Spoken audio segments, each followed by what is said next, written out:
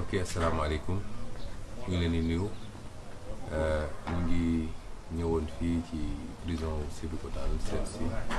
suñu mbokk suñu wëllëre suñu xarit Pape Alé Niang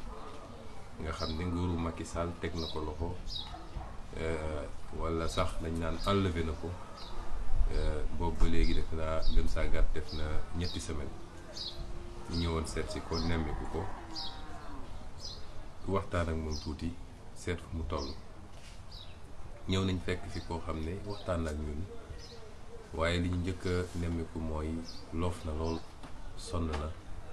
doole gi néew na, kàttan gi néew na, ndax yéen ñëpp xam ngeen ni ay fan ci gannaaw la jël décision te day def grève de la faim, maanaam day dakkal lépp luy lekk ak naan ngir won Macky Sall ni jaay doole gi mu ko def àndu ci. ñu gis nag ni loolu am na jeexital trop ci yaramam ba xaw naa tey suñu xel. sonn na, kattan gi wàññiku na, ñuy wax nag ni lu ko dal ci lii rek nañu xam ni nguurug Macky Sall ak justice am, ndax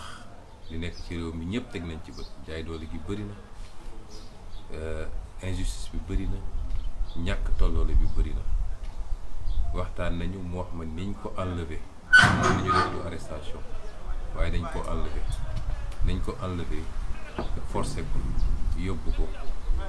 ay ponkal ñëw gaare seeni pick-up yenu ko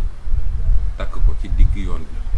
dugal seen oto yóbbu ko police it naqaral ko foofu teg ko ci yooyu teg ko ci violon di ko interroger ba ay 3 heures du matin. loolu yëpp waxtaan nañ ci ba niñ ko defee mandat dépôt. muy lu ñu ñaawlu trop ci koo xam ne da doon def liggéeyam ñu bëgg a gëmloo Sénégalais yi nii kooku dafa lënkaloo opposition bi, rawatina man mi Ousmane Sonko. kooku day politique, kooku su bëggoon politique ñëpp xam nañ Pape Alé Niang bu doxoon ba jël décision day def politique ñëpp xam nañ ni am na sañ-sañ, am na fit, dina taxaw ne ñëpp damay politique. yorul carte de membre benn parti politique, àndul ak kenn, waaye ku ko xam it xam ni bi mu commencé carrière ba léegi te jamono jooju man dugguma politique. fépp fa injustice musa am moom mi Macky Sall bi muy nekk opposition ci nguuru Ablaye Wade am jafe-jafe yu mu amoon ñëpp gis nañ taxawaay bi ci Pape Alé amoon. kon kooku suñ ñëwee ba tey di ko jàpp naan ay day politique ak dafa ànd ak diwa wax yooyu waxu daanu saret la.